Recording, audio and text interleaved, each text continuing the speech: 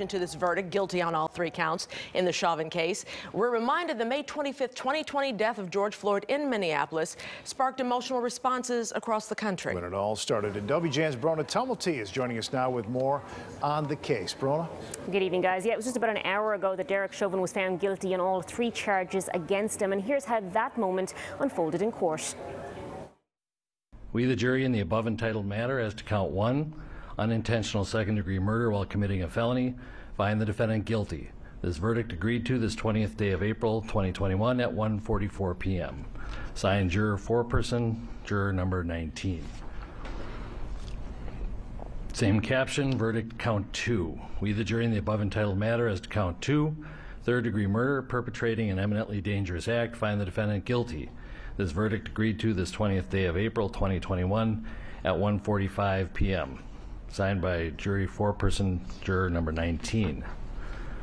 Same caption, verdict count 3. We, the jury, in the above entitled matter as to count 3, second-degree manslaughter, culpable negligence, creating an unreasonable risk, find the defendant guilty. This verdict agreed to this 20th day of April 2021 at 1:45 p.m.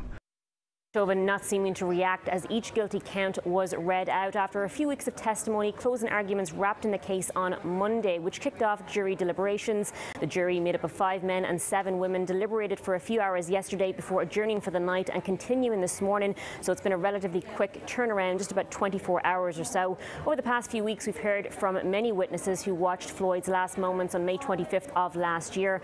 Prosecutors describing how Chauvin and other officers pinned the 46-year-old to the ground for 9 minutes and 29 seconds while Floyd yells 27 times, "I can't breathe."